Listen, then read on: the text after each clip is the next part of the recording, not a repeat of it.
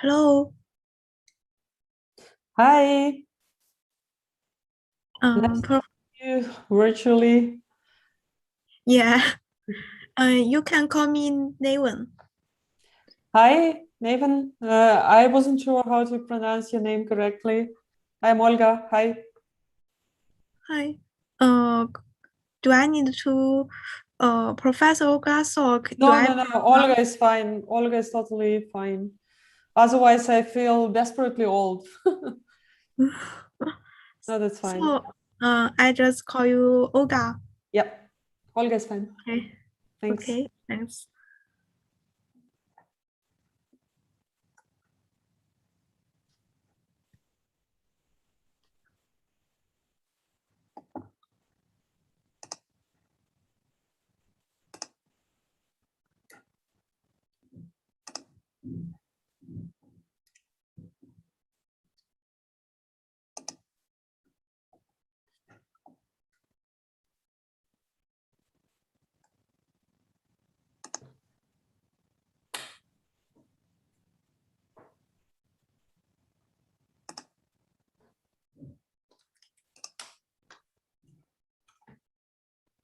Oh, Hi.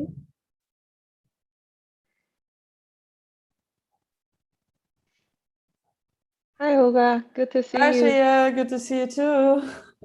Long time no see. Yeah, long time. Hello, Professor 石家潘. You can call me Naven. Naven. Hi, Newen. Thank you so much for organizing this. Oh, thanks. What do you prefer I call you in the discussion? 时家? Okay. Okay. Thanks.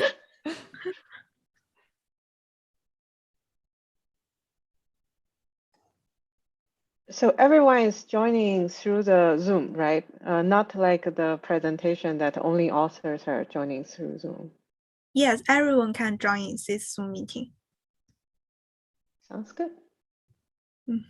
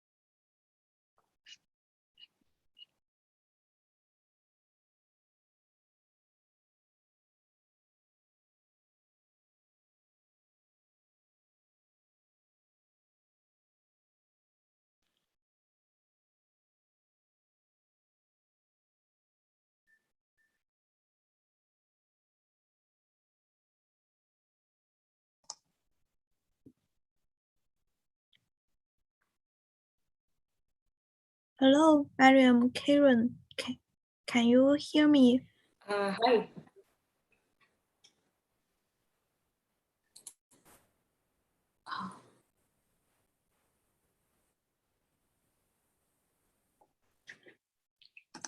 Naywan, do you want to make an announcement in the Slack channel? Like announcement SenSysBuildSys so that people know the event is happening? Okay. This is a good idea. Yeah.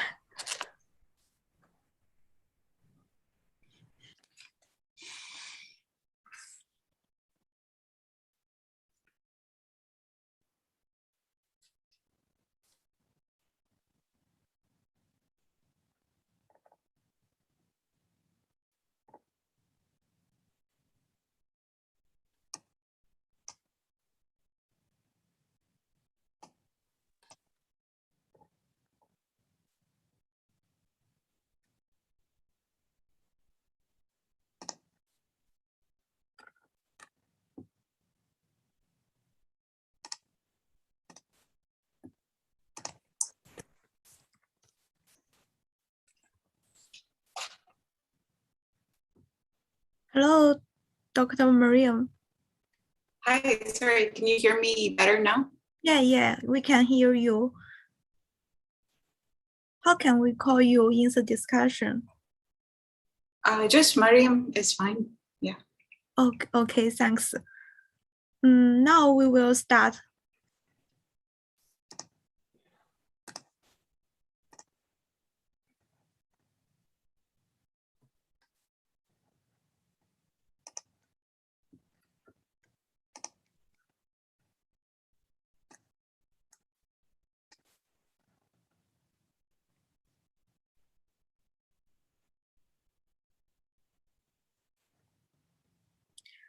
Hello everyone, welcome to N2 Women event in Census 2021. Today's topic is career goals for female researchers. How does one choose between academia and the industry? And for notification, this session will be recorded and on live on the YouTube. Now, first let me introduce myself. I'm Nei Wenling, the fourth year PhD student from the Information Engineering at the Chinese University of Hong Kong. I'm a member of CUHK AIoT Lab and supervised by Professor Guo Liangxing. I'm also the N2 Women Fellow for Census 2021. My research interests include the Internet of Things, edge artificial intelligence, real-time artificial intelligence, and edge computing. Now I will introduce our panelists. First, Professor Olga Sok. Professor Olga Sok is an associate professor at TU Grace Institute of Technical Informatics, ITI, and a research group leader at the Complexity Science Hub Vienna, CSH Vienna. She did her postdoctoral training at ETH Zurich in 2010 to 2016, working in the computer engineering and networks laboratory. Following her bachelor's in applied mathematics from the University of Kyiv, Ukraine in 2002, and her master's in applied computer science from the University of Freiburg, Germany in 2004. She received her PhD in computer science from the University of Bonn, Germany in 2009. Her research focused on networked embedded sensing, algorithm engineering for CPS IoT, embedded, distributed, and mobile machine learning. And second, Professor Shi Jiapan. Professor Shi Jiapan is an assistant professor in the computer science and engineering department at the University of California, Merced. She received her bachelor's degree in computer science and technology from the University of Science and Technology of China, and her PhD degree in electronic and computer engineering from Carnegie Mellon University. Her research interests include cyber-physical systems, Internet of Things, and ubiquitous computing. She worked in multiple disciplines and focused on self-assessing and self-adaptive heterogeneous cyber-physical systems for accurate human information inference. And our third panelist, Dr. Mariam Kiran, is a computer scientist in the Scientific Networking Division, Lawrence Berkeley National Laboratory.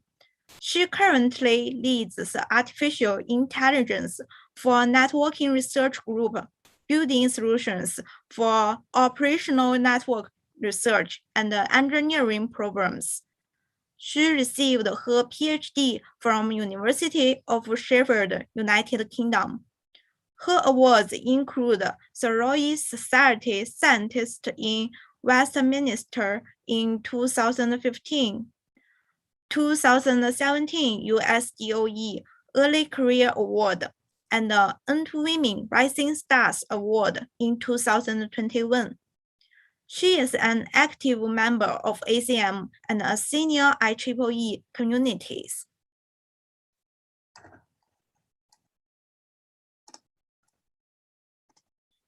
And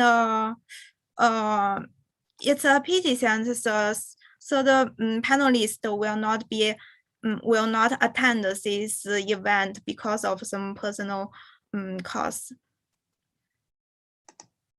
And we will talk about today's topic from 4 subtopics.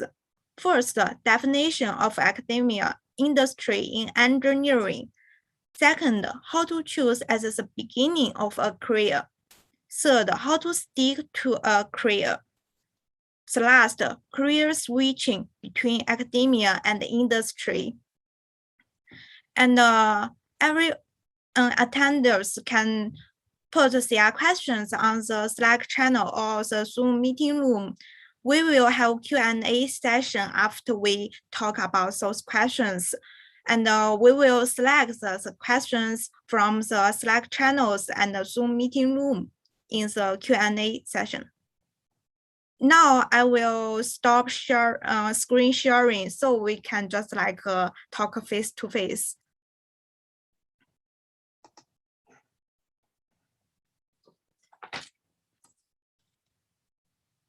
Okay, let's start the first question. How do you define the academia industry in engineering? Can you share your insights?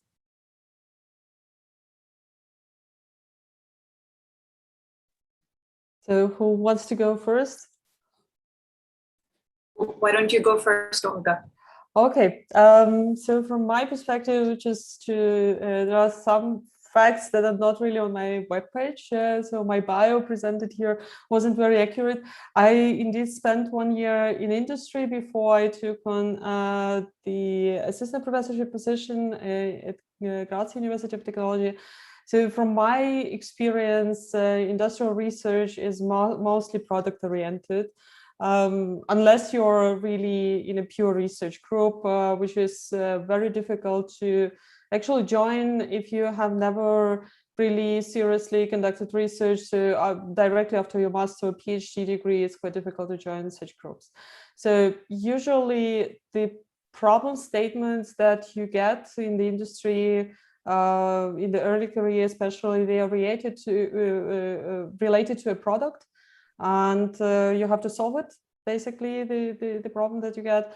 If you are really lucky to find something novel, you may be able to go ahead and publish it. Although my experience shows that sometimes companies are also against publications, and usually publications are anyways not included into a performance review process.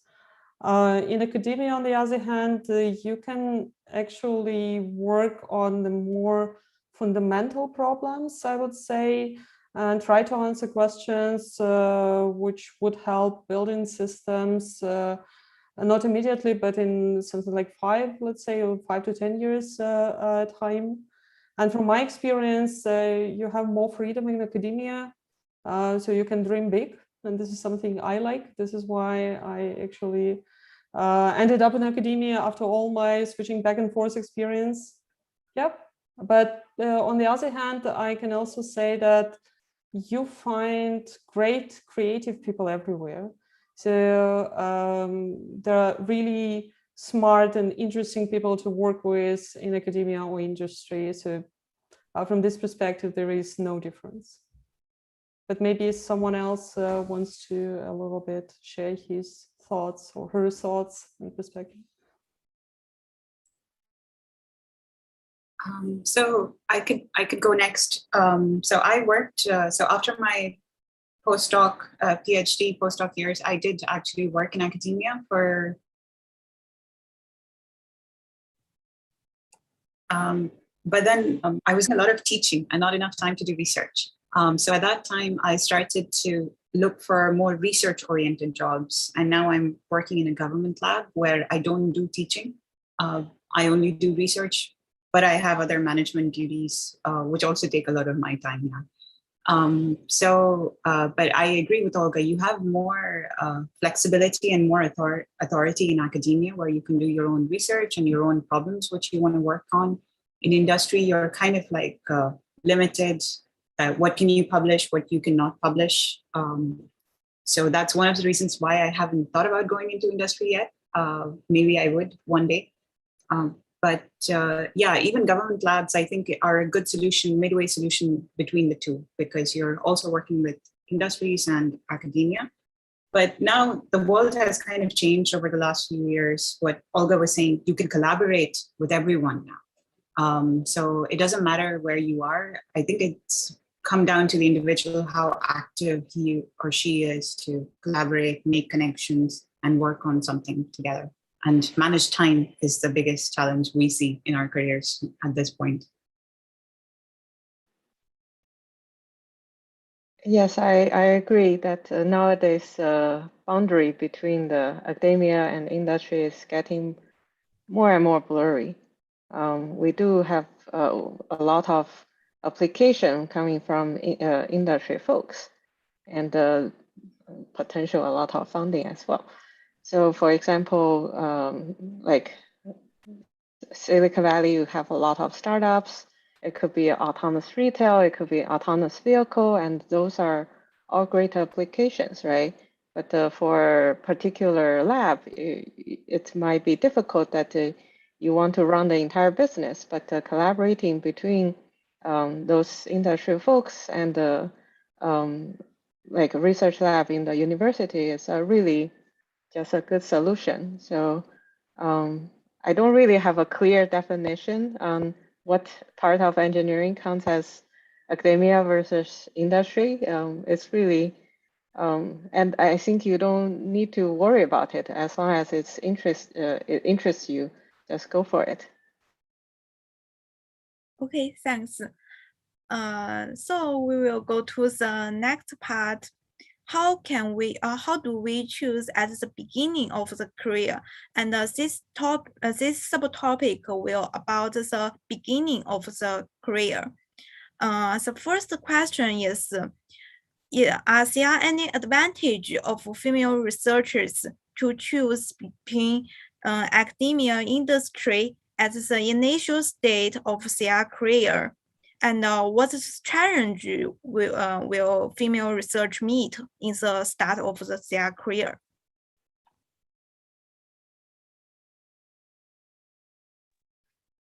I very much agree with she just said. There is no difference. It's not like black and white. It's very difficult to basically say something about it. Well, there is no right and wrong, okay? And a lot depends, I believe, on the culture of a particular, I don't know, university, department, company, group. So I would say it's not, in the beginning of the career, you should try this or that.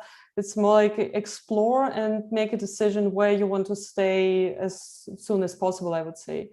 Usually, so there will be a question a little bit later regarding switching. For me, switching as, between industry and academia is like you start over, right? And this is something I would not advise. So making a decision, be it academia or be it industry, just make this decision as soon as possible or as early as possible in your career. And whatever helps to make this decision is good. Internships, I don't know, research visits, collaboration with people working in the industry or at a different lab, everything would work to find out what is the culture, what are the people working there, whether you like, teaching the way they teach or communicating with the student the way they do, and so on. So it's also gathering experience is essential to make this decision, I believe.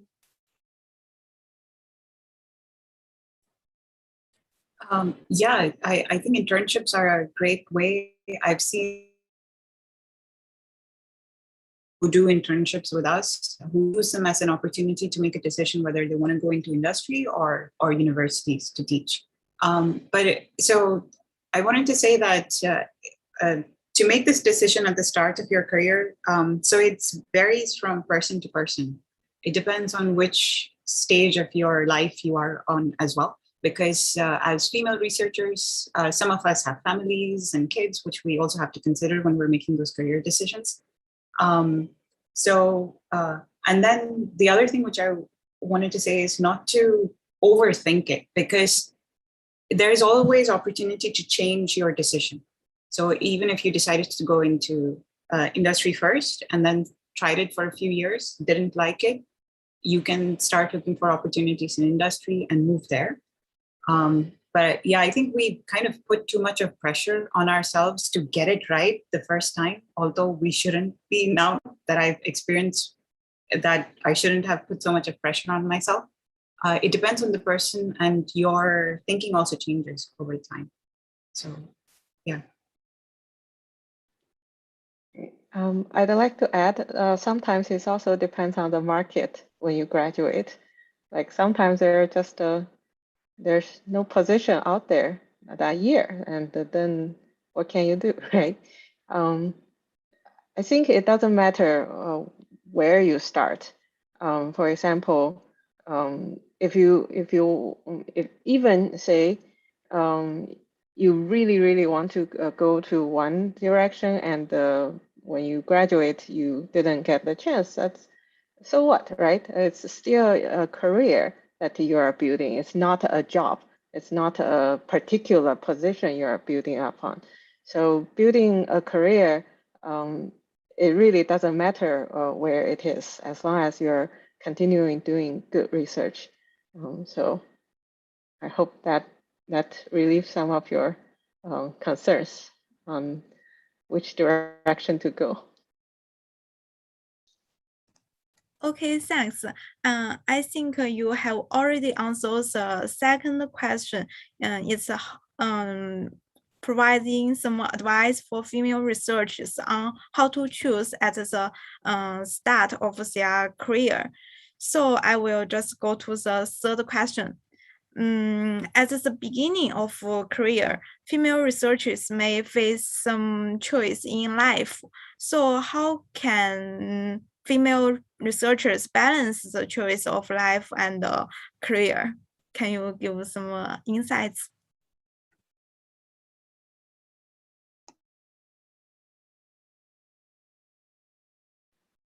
Can you be more specific? Because I don't think I experienced much yet in life. Oh, okay. Also, sorry, let me just add, in terms of work-life balance, it's really just your choice. If you spend 120% of your energy on something, that's okay, that's great. That's great for your career. But if you choose to spend like 80% of your energy on a career and 20% in life, that's totally fine. it's like we still need to have fun to maintain sanity so that we can do better research, right? You don't want to be super stressful. So that's kind of, it's like you need to make the decision what's that balance for you. And it's really different for different people. So finding that percentage that makes you most efficient, makes you happy about your current situation is, I think that's good enough. Okay, thanks. Maybe I can add a little bit since, so for me, the decision to the switch to industry happened actually for a reason that is, well, that was my choice and I never regretted it. That was a wonderful experience that I got. But the decision was actually due to limited mobility because I was at this stage in life where I couldn't really relocate. I had a small daughter, she was 2 years old at that time, and I kind of had these all sleepless nights preparing for an interview for a faculty position. I couldn't even dream of it. It wasn't just doable at all.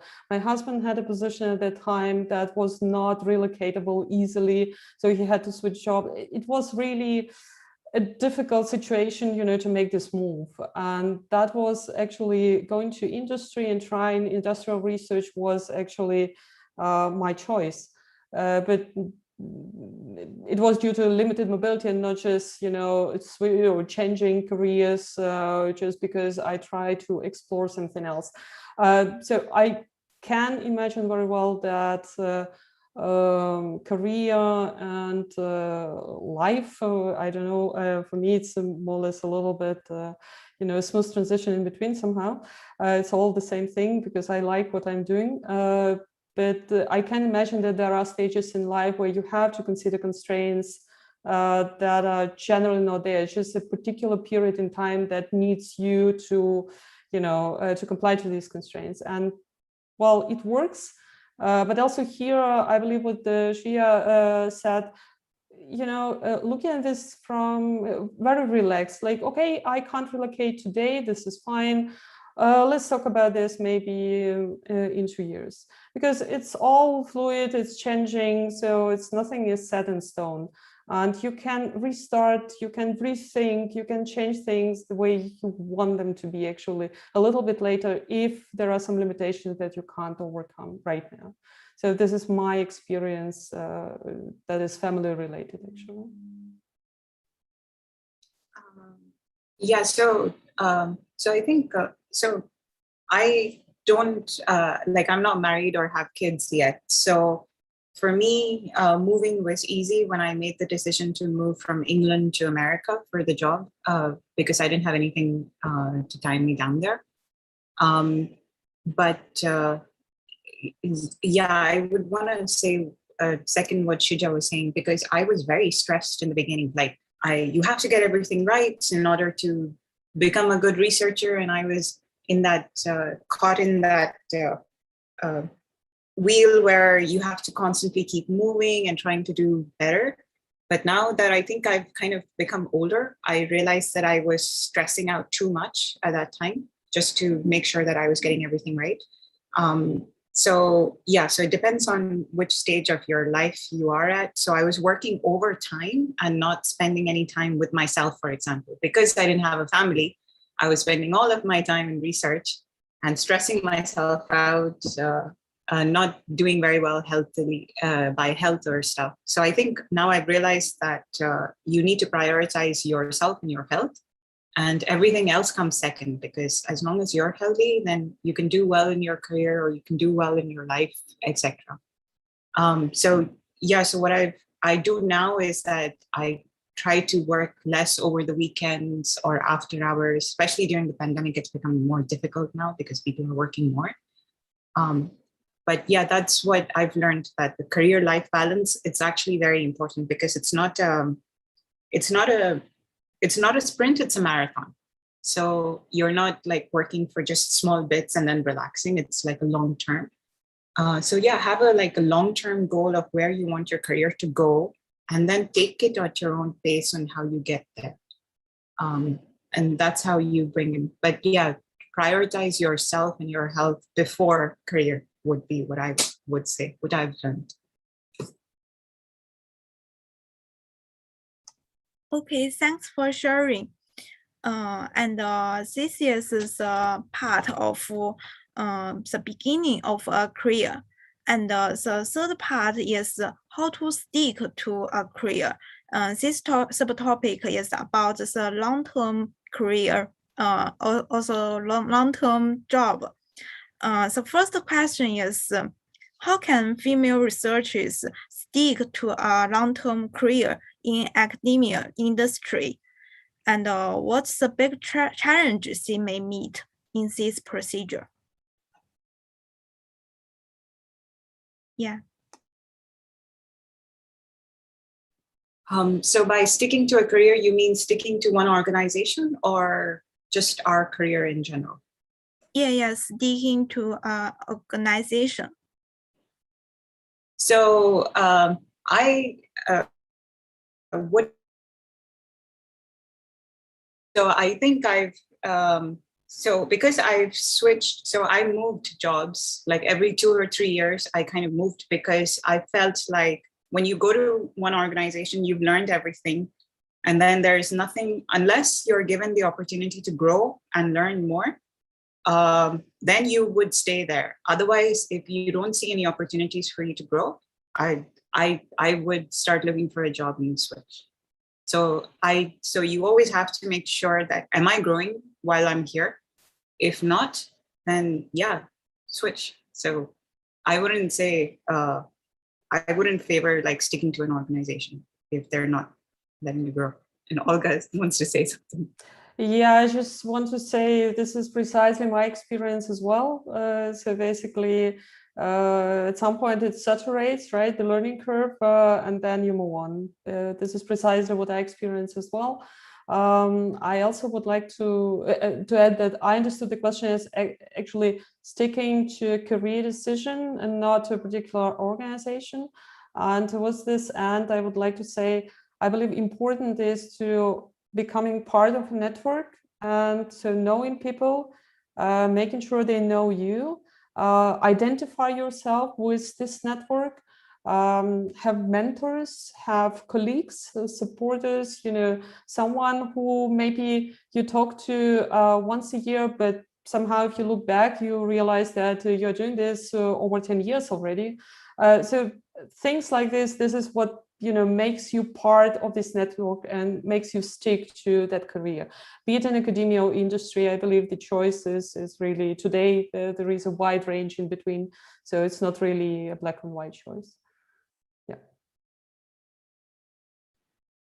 Yeah, I agree. You don't need to stick to an institution. I mean, why you want to do that, right?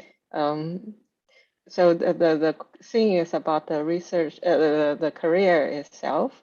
And I think for this question, for both male, female, the challenge are probably the same. Like the important thing is still you need to do good research that's good enough that other people know you. For example, I don't think my name, when people hear my name, they can tell whether I'm female or male. It just it looks the same on the paper, right? So that, but it doesn't matter, right? Whether like just to do good research so that the people know you by your work.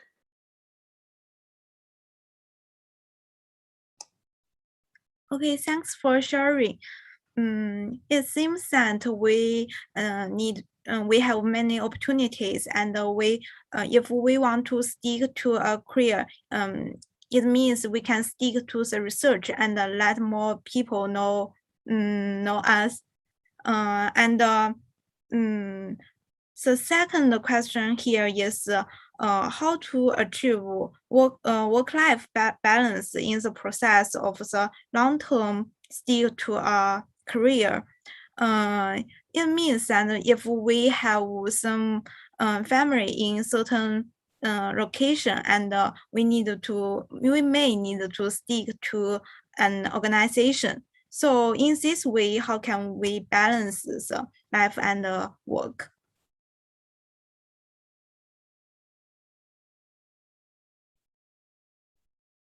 Can you share some insights?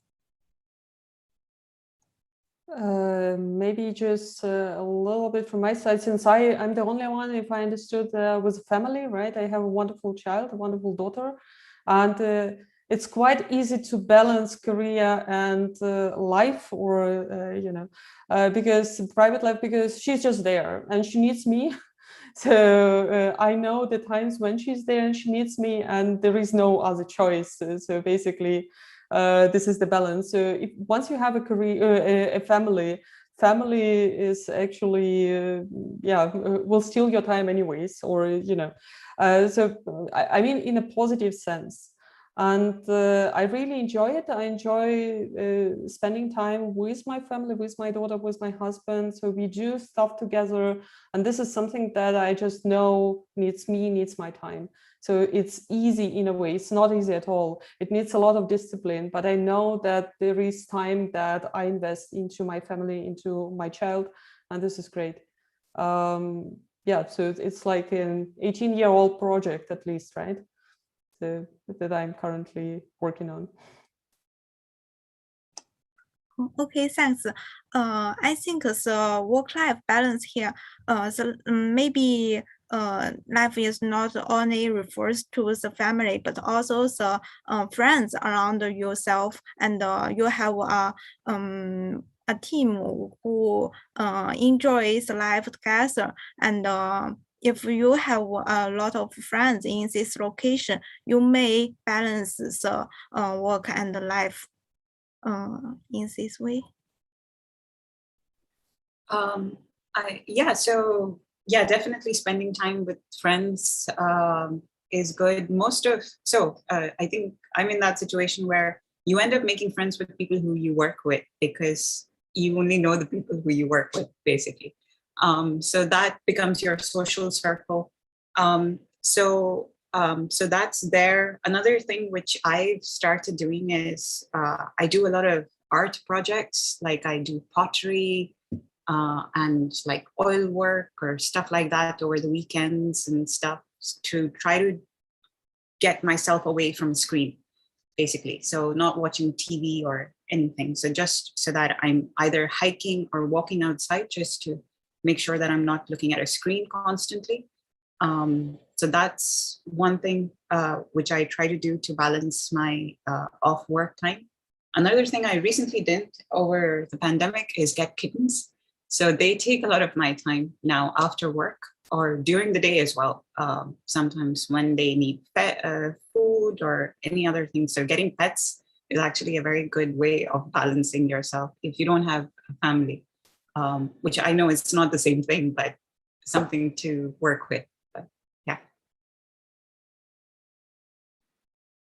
So I guess I can add from a slightly different perspective by answering why we want to have the balance, because you cannot just keep working. That will not make good research. A lot of research ideas come from life, like is really inspiring from the nature, from a lot of physical phenomena that you can observe. That's why we want to pay attention to life as well. And with that said, I'd say like it for me, balancing life and work takes a lot of therapy, but that helps reduce stress for sure. And we have to face that doing research, it's really difficult. There's no easy way to get good research done, right? So it is just a very stressful work, and we admit that. And that's why from life, from your friends, from your inner circle, that's where you get the positive energy and continue going. And a lot of good ideas also comes from the chatting with good friends over a good meal. And I'd say that's why we really miss the physical conference where we can sit together, enjoy good food, and talk about research. Like that's part of life too. And that's where the boundary between life and work blur a little bit. And that's most the pretty part, I would say.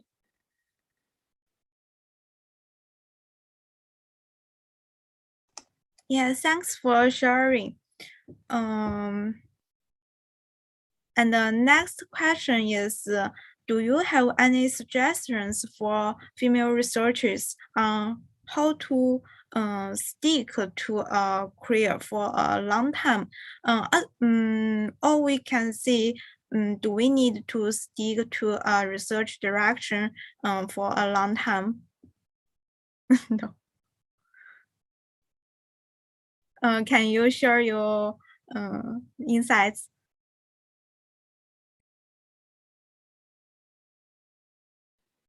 I mean, the community is evolving, right? So nobody is working on a 10 years old problem. So we're always finding new problems to solve. Why we want to solve a problem that's being solved, right? And like you see a lot of new problems nowadays with the progress of the community. Like actually 1 hour ago, the panel SenSys panel discussion session, they were talking about what we want now. Like 10 years ago, we see a lot of work. Oh, I made a system that works. And now we're looking at, okay, so everyone made a system. How can we actually make them actually work in real life, right? So the problems are evolving with the community, and it's getting more and more interesting. But you also see that they are the robustness, all these things are constantly being mentioned. That's what we have been chasing after, but that doesn't mean we are solving the same problem all the time.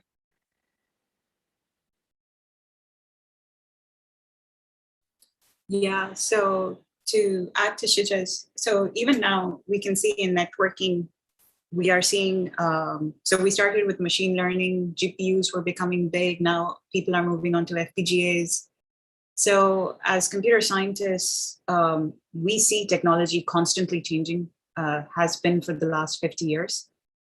So yeah, problems have always changed. And so now the problems that exist didn't exist before. So yeah, keep thinking of new challenges and working your way up.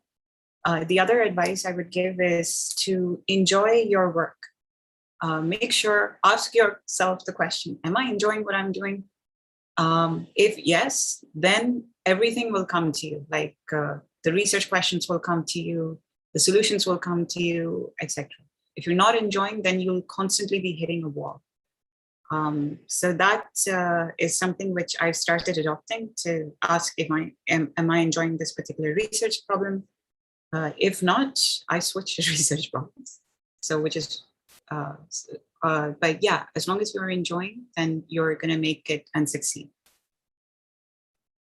I would like to also add, I totally agree with everything that has been said so far. And it is an evolution and evolving topics, and there is always the next challenge to solve and the next aspect that seems interesting and so on. And I would like to add, it's also interesting not to live in a bubble, you know, of their own problem and their own community, but also look a little bit, you know, what is happening in different communities. It gets you to, you know, to come up with new ideas, but not, or new solutions, but not only that, communities are different. They have different values, they tick differently, they organize things differently.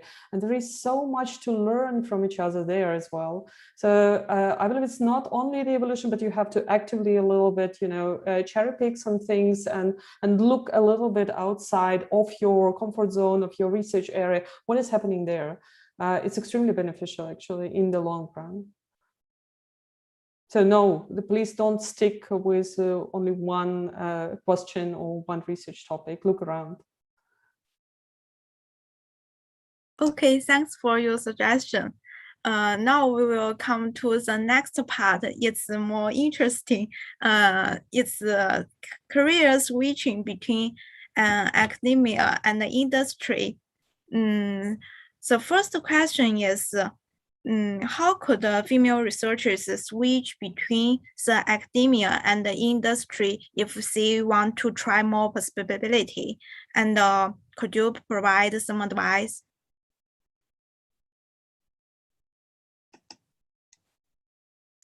Okay, since I switched several times, I would say really switching is hard. Exploring things, if you are in academia, explore, let's say you're a PhD student, exploring things, how is it in the industry? It's much easier actually. Through internships, some research stays, collaborations, etc., etc. There are many opportunities there. I believe also vice versa is doable, although I don't have experience with this. If you are in academia, part of a company, so you're working for a company, maybe to spend some weeks, working with this or that professor or with this or that PhD student, because it's interesting or it's related to what you're doing right now and so on. These opportunities, exploring opportunities, it's easy. And I believe this is something to be advised actually and considered seriously. Really making a switch, this is something a little bit more difficult. It's doable so in both directions. But from my perspective, basically, you kind of, you lose if you switch. So you start over, okay? At least you're not considered as, okay, 5 years spent in academia is worth the same 5 years spent in the industry. This is not true. So the switch is possible, but you, to some extent, restart. And the question is, would you like to do this at all or not, right? So switching is difficult. I wouldn't say it's easy. This is my experience.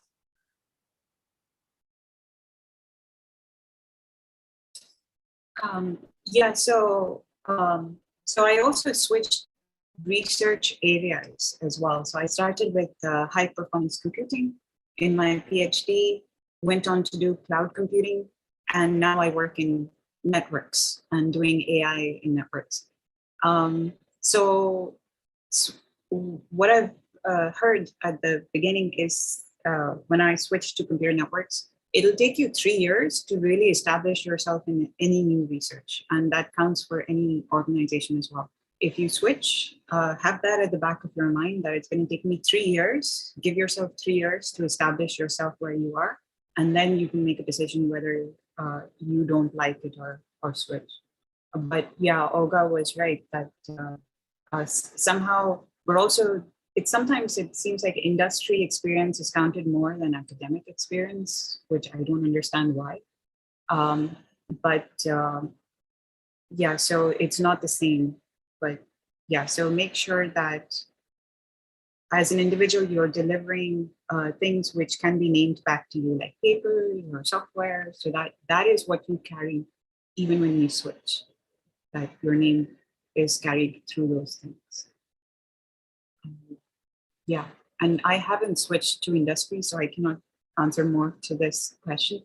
I do collaborate with industry quite a lot. That gives me some insight into what industry looks like. There are also fellowships which are now being offered by industries, which I think are a good opportunity to start working with them and get experience in how industries work. So that would be a good thing to explore as well.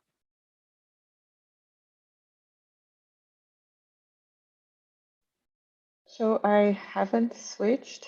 I've been in academia all the time.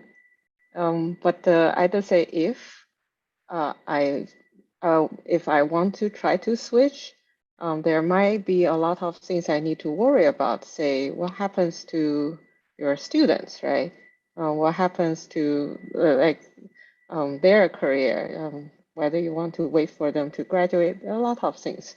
But I know this is a N2 Women event, but I think this switching thing really is challenging for both male and female. Like, I don't think there's a particular challenge for female here. So I don't think you need to worry about that part. It's just a challenge for everyone who wants to try new things. And just like everyone mentioned, as long as it benefits your career, and you have figured out every detail, why not, right? Like, you don't need to stick to a particular path.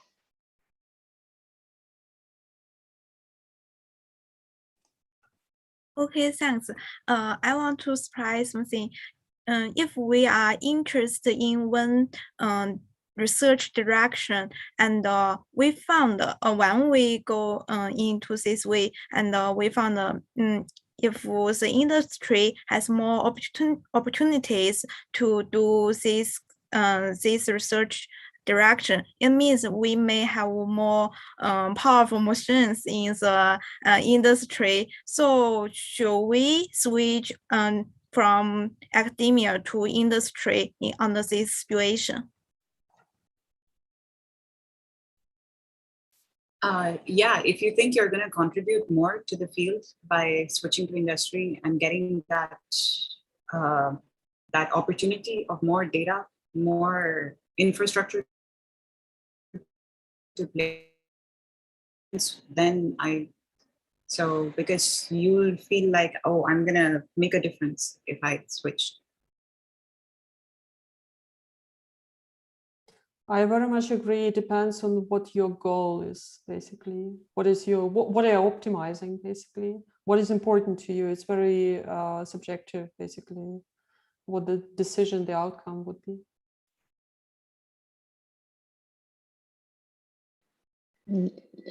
Yeah, that's I agree.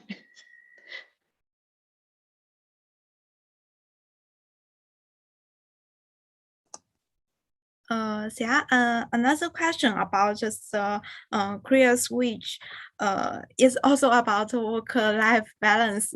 If we switch between different organizations or schools, how can we balance the work and the life?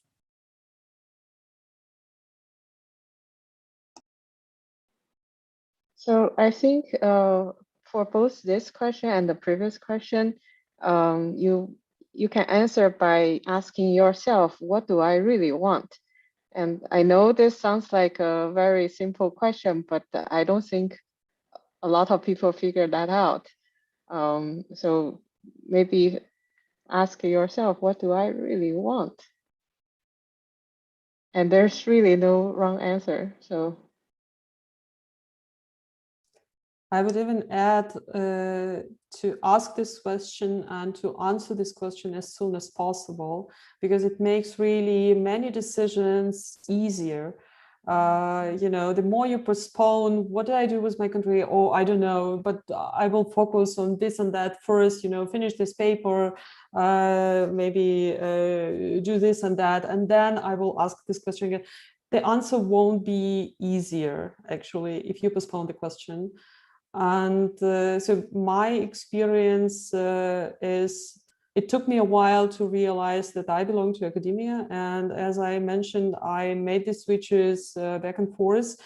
Really, one of the reasons was limited mobility at that time when I had to apply for faculty positions. So yeah, it's not very easy, but things become easier, much easier, once you make this commitment to yourself. Yes, this is what I want, and you stick to it, to this decision.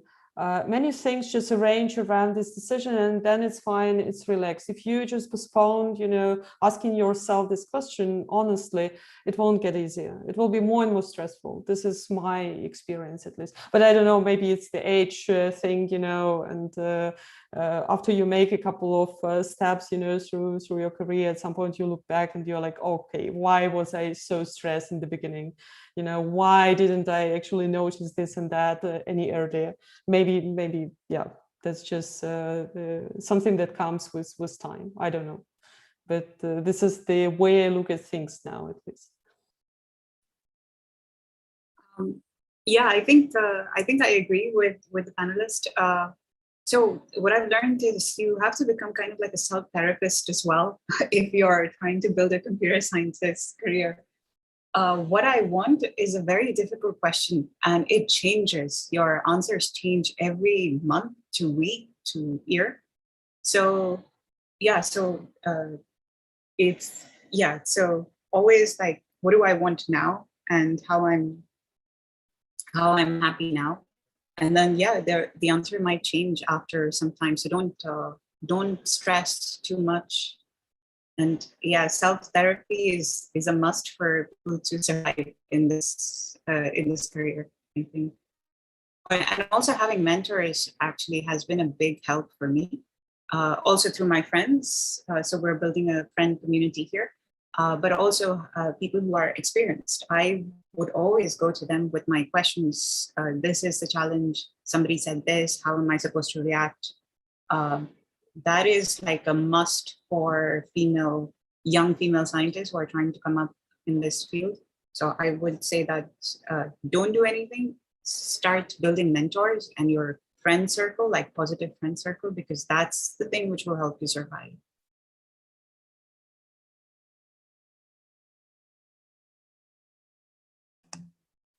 Thanks for sharing. These are also questions, and now we will go into the Q&A time, and we will. There is one question in the Zoom meeting room.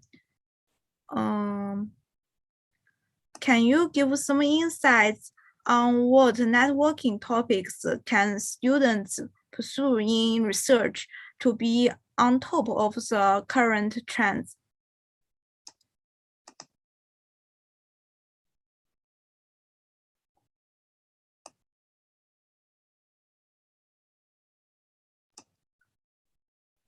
Can you? So I'm not working on any networking topic, to be honest. So the last time I worked on it was 10 years ago, so maybe someone else can comment on this one.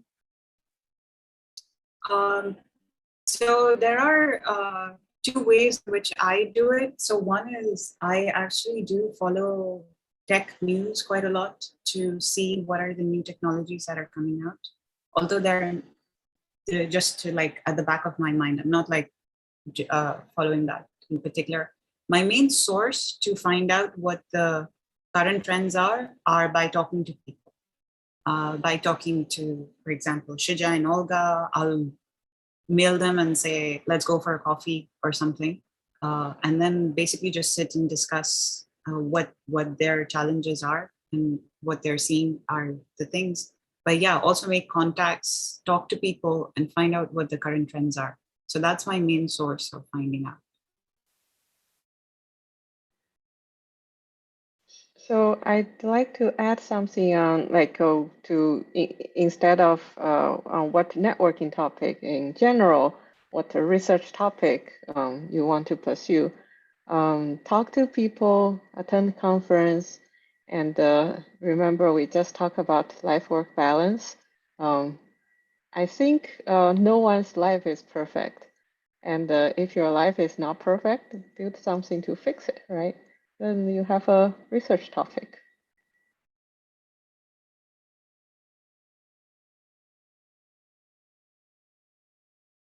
I would also very much agree with Gia has just said, and add also that don't go actually for trendy topics. Try to go for research questions that bother you. You know, something that you found specific to you are struggling with. This would be the best actually research topic you can dream of. Much better than to go for something that is fashionable right now and basically nobody would care tomorrow. Okay, thanks for sharing. Do we have other questions? If you have questions, you can just open the microphone or type the questions in the Zoom meeting room.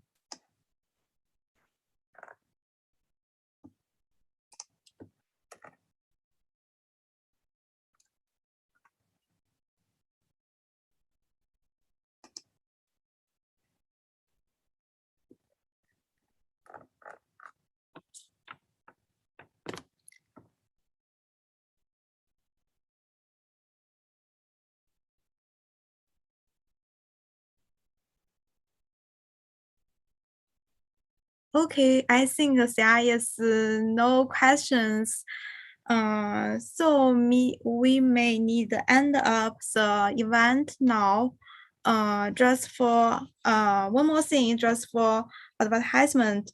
N2Women has student fellowships at various networking conference, and students here are strongly encouraged to apply for it.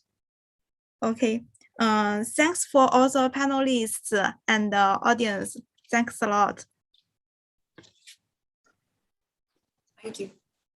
Thank you, Neywan, for Thank you. organizing the event. Thank you, Thanks. Neywan. Thanks. Okay, have a good day. Bye.